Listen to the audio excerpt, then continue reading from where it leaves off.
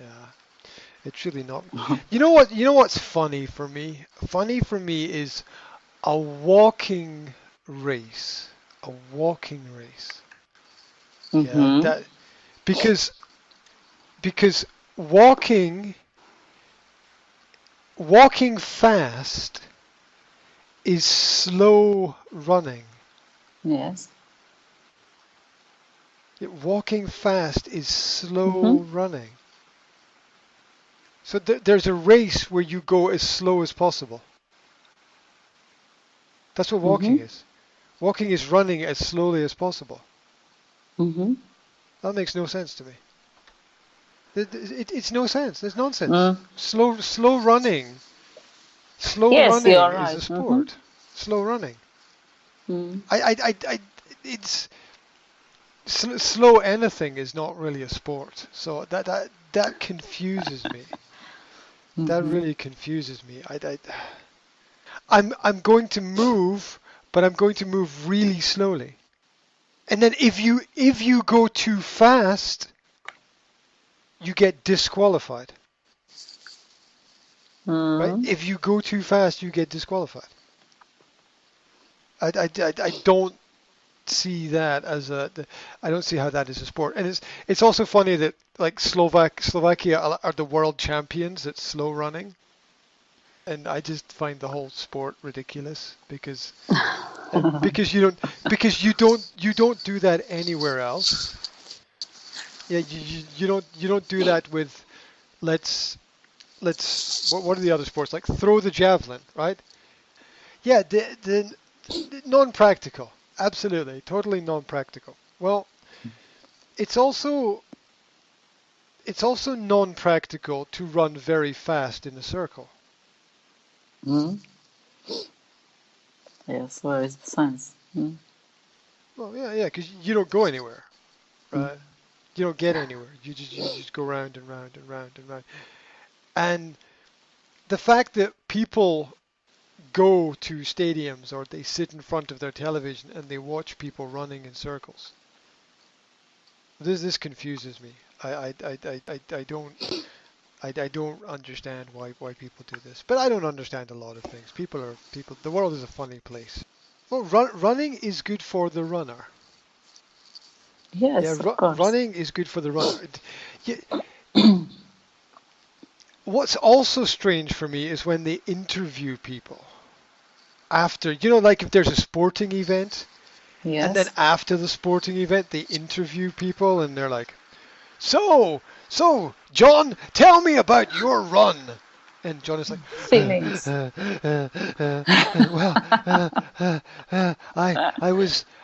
I went really fast for the first half of the race, and it was lots of fun, and I'm so happy to be here today for my country and my family, and I want to thank my coach and all of the people and all of the fans who supported me here today, and it's been a great day for everyone. And yes, and tell me how it felt for you. Well, I feel really good now, and it's, wow, I'm like high. I'm on a big high. It's like taking drugs. It's, I don't know. It just, it seems to me that you will not get anything intelligent from interviewing an athlete at the end of a race or something. It's like football players I think after the football match, they always interview. And so, John, tell me about the game. And well, it was a game of two halves. In the first half, we played really well and we pushed forward and we got 3 goals. And in the second, it, the opposite sports interviews are the opposite of intellectual conversation. They are the And it's good that we have a new manager this year, and the manager has pushed the team to new levels. And it's great that all the sponsors are here today, and we want to thank. Yeah. And it's funny because I've never heard anyone say, "Hey, people, you should read a book," or I have never heard anything intellectual out of the mouth of a sports person in an interview ever.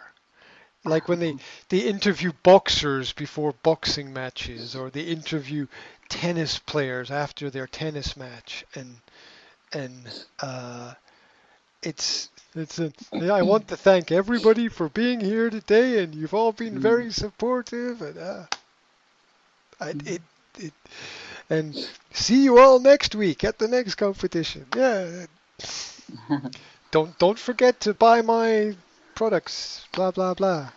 Um, it's it's funny from my perspective. It, the way that people create something from nothing is Mm. amazing. Yeah, that two people can talk about nothing and make it sound interesting. Um, it's quite incredible. So sport is great for the sportsman or sportswoman. Like running is great for runners. Mhm. Yeah, football is great for footballers. Hockey is great for hockey players. The sport is good for the person doing the sport. It's great. Mm. And if you have fans, that's great. That's great as well.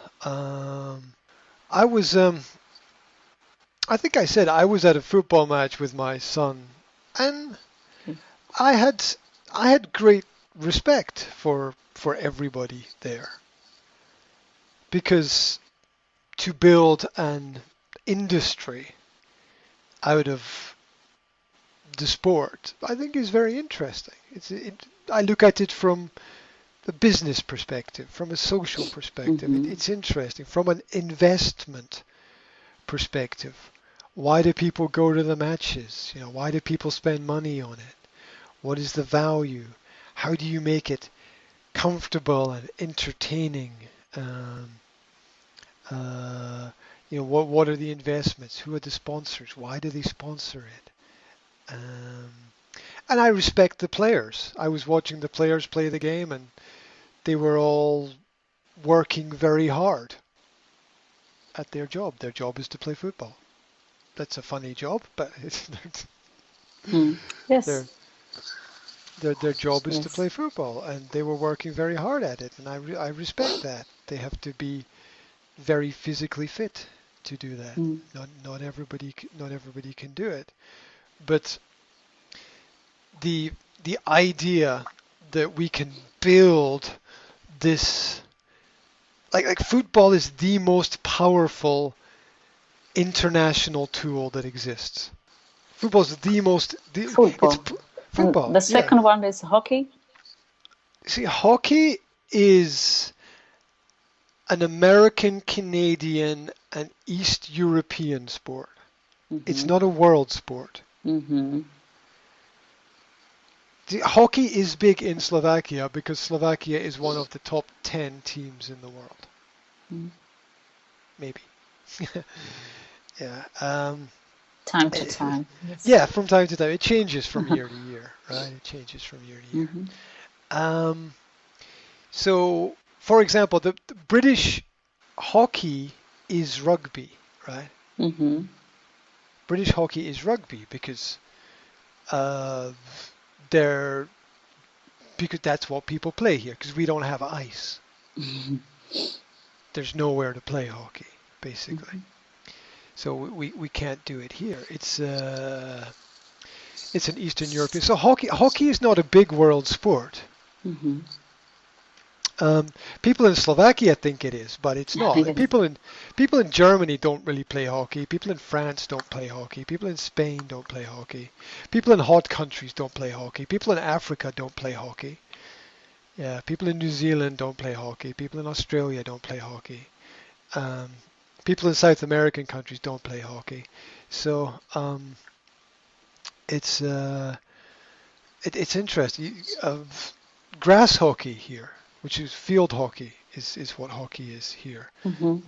not on ice. I think the number two sport in the world, I believe, is tennis. Mhm. I think that's number two in the world. Um, and that's because of the male female teams. There's a lot of men who play tennis and a lot of women who play tennis, and um, that's a worldwide sport because that's played everywhere in every country. I don't Mhm. know what is third. Maybe athletics is third. I'm not exactly Mhm. sure, but it has to be something that is played in every country. And football is incredibly simple. Mhm. It's incredibly simple. One ball, two posts.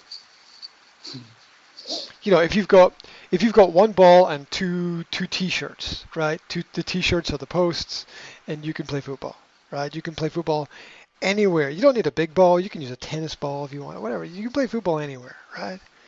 And it's so incredibly simple, and yet it's everywhere. And here's the important thing. Here's the important thing. What makes football beautiful? Now, I don't like football, but I respect it. Okay. What makes football beautiful is the fact that there are not a lot of rules. Mhm. There are not a lot of rules. And this explains how life works. If you want a good life with flow, with fluency, with development, with entertainment, with energy, less is more. Less rules is more freedom. Less rules is more freedom. See what happens in life, what happens in business, what happens in society, what happens in countries and governments is that every year people make more rules. Mhm. They make more rules, they make more laws, they make more regulations, they have more legislation. Mhm.